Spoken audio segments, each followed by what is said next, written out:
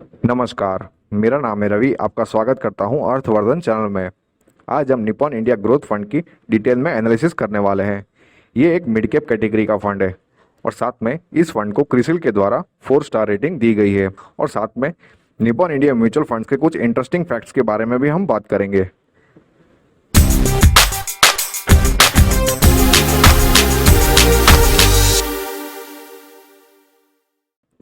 Nippon India mutual fund के equity schemes में mainly expense ratio बहुत ही कम रहता है कंपेयर टू अदर फंड्स। इसका मतलब ये होता है कि हम सेम कैटेगरी के दो अलग अलग फंड, जिसमें से एक अगर निप्पॉन इंडिया म्यूचुअल फंड है और दूसरा अदर फंड है, तो हमें expense ratio wise Nippon India mutual fund में प्रॉफिट मिलने की संभावना बढ़ जाती है। निप्पॉन इंडिया म्यूचुअल फंड की स्कीम्स में मेनली एग्जिट लोड भी बहुत कम रहता है।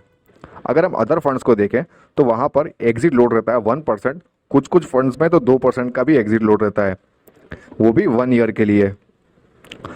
मतलब अगर आप अपने पैसों को 1 साल के अंदर रिडीम करते हो तो आपको 1% का एग्जिट लोड पे करना पड़ता है। जबकि अगर हम निप्पॉन इंडिया म्यूचुअल फंड्स की इक्विटी स्कीम्स में इन्वेस्टमेंट करते हैं तो हमें एग्जिट लोड 1% ही लगता है, लेकिन वो भी 30 डेज के लिए। मतलब अगर हम 30 डेज के बाद अपने पैसों को रिडीम करते हैं तो हमें किसी भी तरीके का एग्जिट लोड पे करने की ज़रूरत नहीं रहती है। निप्पॉन इंडिया म्यूचुअल फंड्स के फंड मैनेजर्स बहुत ही ज़्यादा एक्सपीरियंस्ड है, जिसके कारण हम ये देखते हैं कि निप्पॉन इंडिया म्यूचुअल फंड्स की बहुत सारी स्कीम्स टॉप परफॉर्मिंग रहती है। जैसे कि ये आज का फंड है निप्पॉन इंडिया ग्रोथ फंड, जो कि क्रिसिल के द्वारा 4 स्टार रेटेड फंड है। इस फंड की हम launch date, asset allocation, fund type, fund performance, top holdings, investment options, expense ratio और क्या ये फंड आपके लिए सूटेबल है कि नहीं, उसके बारे में हम बात करेंगे। ये फंड लॉन्च हुआ था 8 अक्टूबर 1995 को। इस फंड का साइज है 12,015 करोड़ का। ये एक एक्टिव फंड है और इस फंड का एग्जिट लोड है 1% फॉर 30 डेज। इस फंड का बेंचमार्क है Nifty mid cap 150 TRI। Expense ratio की अगर हम बात करें तो इसमें डायरेक्ट मोड में 0.41% का एक्सपेंस रेशियो है, जबकि रेगुलर मोड में 1.76% का। इस फंड का टर्नओवर है 86%।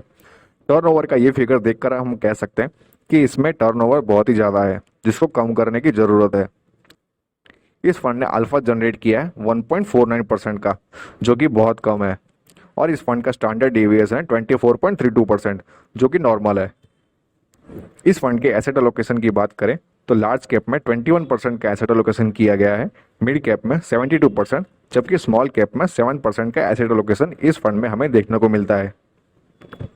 ये एक ओपन एंडेड फंड है, मतलब आप इस फंड में कभी भी अपने पैसों को इन्वेस्ट कर सकते हो और कभी भी अपने पैसों को रिडीम कर सकते हो।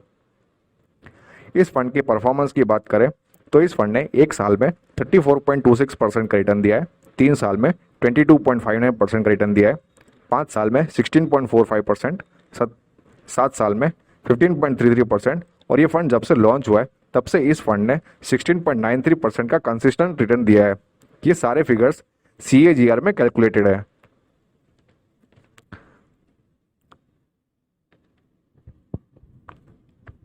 इन्वेस्टमेंट के तौर पर बात करें तो अगर आपने 1 लाख रुपए 1 साल पहले इन्वेस्ट किया होता तो आज उसका वैल्यू होता 1.34 लाख रुपीज़।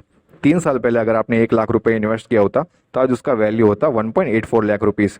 5 साल पहले अगर आपने 1 लाख रुपए इन्वेस्ट किया होता तो आज उसका वैल्यू होता 2.14 लाख रुपीज़। जबकि 7 साल पहले आपने अगर 1 लाख रुपए इन्वेस्ट किया होता तो आज उसका वैल्यू होता 2.71 लाख रुपीज़। SIP के तौर पर बात करें तो अगर आपने 10,000 रुपीज़ की पर मंथ की SIP स्टार्ट करी होती तो आपका 1 ईयर में इन्वेस्टेड अमाउंट होता 1.2 लाख, जबकि आपका रिटर्न होता 1.28 लाख रुपीज़। 3 साल में इन्वेस्टेड अमाउंट 3.6 लाख रुपीज़, जबकि आपका रिटर्न होता 5.67 लाख रुपीज़। 5 साल में इन्वेस्टेड अमाउंट 6 लाख, जबकि आपका रिटर्न होता 10.3 लाख रुपीज़। 7 साल में इन्वेस्टेड अमाउंट 8.4 लाख रुपीज़ और आपका रिटर्न होता 16.49 लाख रुपीज़। ये सारे फिगर्स को आप यहाँ पर ग्राफ में भी देख सकते हैं। निप्पॉन इंडिया ग्रोथ फंड की सेक्टर होल्डिंग्स की बात करें तो कैपिटल गुड्स में 12.39% की सेक्टर होल्डिंग है, केमिकल सेक्टर में 11.72%, टेक्नोलॉजी सेक्टर में 11.49%, कंज्यूमर स्टेपल्स में 10.68%, फाइनेंशियल सेक्टर में 9.49% और सर्विसेज सेक्टर में 5.96% की इस फंड में हमें सेक्टर होल्डिंग देखने को मिलती है। इस फंड के टॉप 10 स्टॉक्स होल्डिंग की बात करें तो NIIT में 3.28%, ट्यूब इन्वेस्टमेंट में 2.79%, KPIT में 2.5%, दीपक नाइट्रेट में 2.43%, बलरामपुर चीनी में 2.42%, नवीन फ्लोरिन में 2.1%, पूनावाला फिनकॉर्प में 1.99%, क्रेडिट एक्सेस ग्रामीण में 1.9%, बिरला कॉरपोरेशन में 1.79% और बजाज इलेक्ट्रिकल्स में 1.79% की इस फंड में स्टॉक होल्डिंग्स देखने को मिलती है। मिनिमम इन्वेस्टमेंट की बात करें तो एसआईपी मोड में 100 रुपीज़ पर मंथ से आप अपनी एसआईपी स्टार्ट कर सकते हैं, जबकि लमसम मोड में 5000 रुपीज़ से आप अपना इन्वेस्टमेंट स्टार्ट कर सकते हैं। इस फंड के टोटल 3 फंड मैनेजर्स है। पहले हैं मनीष गुनवानी, जिनको 15 साल से भी ज़्यादा का एक्सपीरियंस है। निपॉन इंडिया म्यूचुअल फंड को ज्वाइन करने से पहले वे ICICI Prudential mutual funds, VC soft technologies, Lehman Brothers, Brics securities, lucky securities, SSKI securities और प्राइम सिक्योरिटीज के साथ में काम कर चुके हैं। और अगर इनका एजुकेशन क्वालिफिकेशन चेक करें तो इन्होंने अपना बीटेक कंप्लीट किया है और साथ में पीजीडीबीए भी कंप्लीट किया है।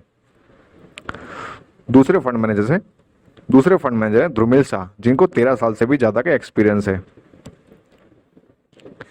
निपॉन इंडिया म्यूचुअल फंड को ज्वाइन करने से पहले वे बिरला सन लाइफ इंश्योरेंस, एवीपी इन्वेस्टमेंट्स और एएसके इन्वेस्टमेंट के साथ में काम कर चुके हैं। अगर इनका एजुकेशन क्वालिफिकेशन चेक करें तो इन्होंने अपना ग्रेजुएशन कंप्लीट किया है मुंबई यूनिवर्सिटी से और ये क्वालिफाइड चार्टर्ड अकाउंटेंट भी है। हमारे इस फंड के तीसरे फंड मैनेजर है तेजस सेठ, जिनको 10 साल से भी ज़्यादा का एक्सपीरियंस है। निपॉन इंडिया म्यूचुअल फंड को ज्वाइन करने से पहले वे MK global financial services limited, fortune financial private limited और Darashaw and company private limited के साथ में काम कर चुके हैं। अगर इनका एजुकेशन क्वालिफिकेशन चेक करें तो इन्होंने अपना पीजीडीबीएम कंप्लीट किया हुआ है। अगर आप हमारे साथ कनेक्ट होना चाहते हैं तो आप टेलीग्राम, ट्विटर और इंस्टाग्राम पर हमें फॉलो कर सकते हैं। लिंक मैंने डिस्क्रिप्शन में दे दिए हैं। अब मेरा क्या मानना है इस फंड के बारे में वो मैं आपको बताता हूँ। अगर आपको लॉन्ग टर्म के लिए इन्वेस्टमेंट करना है तो आप बेशक इस फंड में इन्वेस्टमेंट कर सकते हैं। अगर आप हाई रिस्क टेकर हैं तो भी आप इस फंड में इन्वेस्टमेंट कर सकते हैं। अपने पोर्टफोलियो को बैलेंस करने के लिए भी आप इस फंड में इन्वेस्टमेंट कर सकते हैं। लेकिन अगर आप शॉर्ट टर्म के लिए इन्वेस्टमेंट करना चाहते हो या फिर रिटायर्ड पर्सन हो तो इस फंड से आपको दूर रहना चाहिए। होप ये वीडियो आपको पसंद आया होगा। अगर ये वीडियो अच्छा लगा तो लाइक करो, शेयर करो और सब्सक्राइब करो। Thank you.